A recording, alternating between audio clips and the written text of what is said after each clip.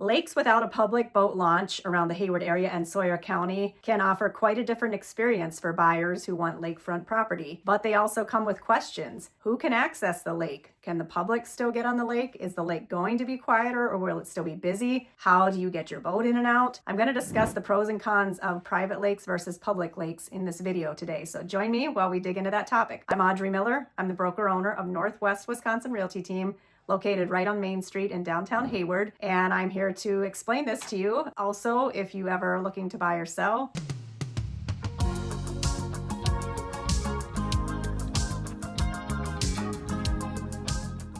so as a buyer looking to purchase a lakefront cabin or property in the Hayward area, you may not even be aware that we have these private lakes. And private doesn't mean, of course, typically that you own all of the frontage. It just means that there is no public access point on the lake. The majority of lakes in the area do have boat landings, public access. So even people who don't own property on that lake can come and enjoy and use the lake. Those are the public lakes. Now, how many people actually come and use various lakes obviously depends on what time of year, how desirable the lake is, and all of that. And there's so many lakes in the area that it's not like any of them really become too crowded. But these private lakes offer an additional sense of peace and privacy and keeping the public off of the lake, so to speak. By the way, we have, according to the Department of Natural Resources, 500 plus lakes just in Sawyer County. That doesn't even include Bayfield or Washburn County, Burnett. These are like our neighboring counties here. 500 lakes, but interestingly enough, over half of those, just under 300 of them, are unnamed lakes. So they're small, typically ones you've obviously never heard of because they're unnamed. So there are tons of those. In Wisconsin, the DNR actually will call something a lake if it is as small as 2.2 acres, as long as it is a natural standing body of water. That's what they consider to be a lake. So some of them could almost be called ponds, honestly, but that's not how the DNR classifies them. However,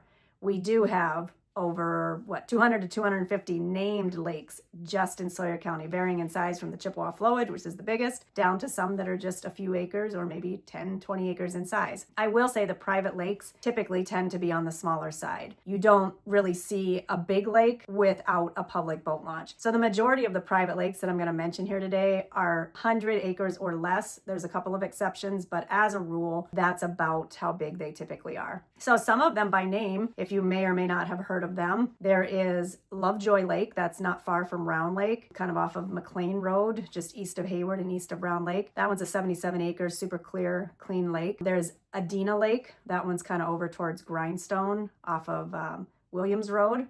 Another small private lake with no public boat launch. There's Ham and Hungry Lakes. Those are down towards Stone Lake, not far from like Whitefish or Sand Lake. Again, these are clear, clean, deep lakes. Not all of the private lakes are deep, but quite a few of them are. So just because it's a private lake, that definitely doesn't compromise on the quality of the lake. Some others are Bluegill Lake and Perch Lake. Those are over towards the Winter area. You've got County Line Lake down by Sisebagama, Glover Lake, which is close to the Chippewa flowage. You've got Gurno Lake. That's kind of near LCO. Lake 27, which is by Windigo Lake. So they are just scattered all throughout the area, these little private lakes. The ones I mentioned are the more well-known ones compared to some others that probably nobody has ever heard of unless you live on it. Interestingly enough, there are some lakes also in the area that are completely owned by one landowner.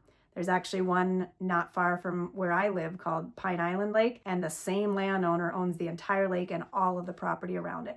And then last year I sold a lake. I won't say the name of it to protect the privacy of my buyer, but it's over in Washburn County, and this owner owns about half of the lakeshore, and then Washburn County owns the other half. So there's nobody else that can build on that lake. So that's a pretty special feature that you can sometimes get in the Northwoods, but that does come with a pretty high purchase price typically. So let's dive into the pros and cons and some questions that you might have about private lakes. So one of them that comes up a lot is, how the heck do I get my boat in and out of the water if there's no public boat launch and my property that I purchase is not, doesn't have favorable elevation to take my boat in and out on my own property? What I've typically seen, and I sold a number of homes that are on private lakes, there is somebody on the lake who has low elevation and allows everyone else to put their boats in at that spot. They sometimes charge a small fee, $50, $100 per year. Sometimes they don't charge anything, but I've never seen a private lake where there isn't some kind of agreement, formal or informal, to be able to put your boat in at someone's property. And that person just lets everybody do that each year. There's typically multiple properties on the lake that would work elevation wise for getting boats in and out. So it's not like you're tied to that one property or one property owner, but usually somebody has kind of the best spot. And so they just work it out between themselves that everybody puts their boat in and out there. The thing that this does prohibit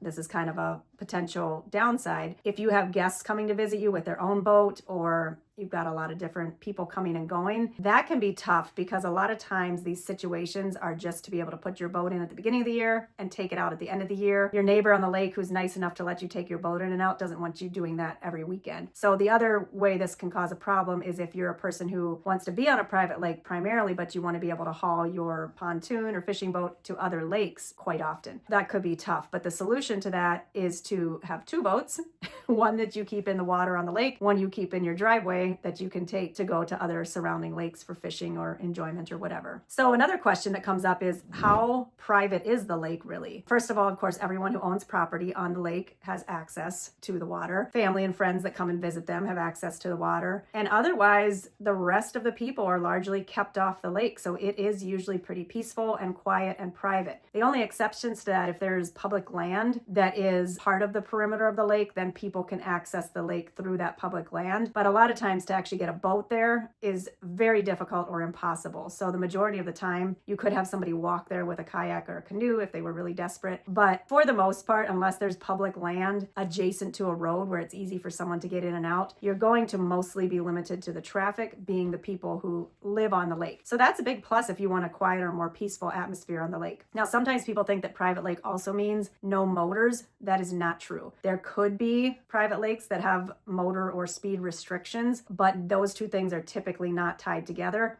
And a lot of these lakes are small, like I mentioned, so doing full recreational sports, while they might be allowed, are not super practical a lot of times because there's just not the space for water skiing or tubing or that kind of thing. Another question is, does it help to protect resale value if I have a private lake? Not necessarily. It is kind of similar value to other lakes with public access. It's just a different buyer. So some people like the smaller private feel, quieter. Some people love the full recreational, public boat landings, more busy. So I wouldn't say it's directly tied to resale. It has more to do with a buyer preference. And so the same buyers who would appreciate what you appreciated when you bought it would be interested in a property that is on a private lake. Does it help to keep the water cleaner? Does it help to keep weeds out? That kind of thing. I think definitely, yes, when you don't have boat traffic coming from who knows where, you definitely can be more likely to maintain a cleaner, clearer, weed-free lake because you're just lowering the risk of those boats coming in and out all the time from unknown places. What about stocking it with fish? This is actually a possibility if the owners on the lake or several owners on the lake want to get together and stock their lake with fish. It's a great idea.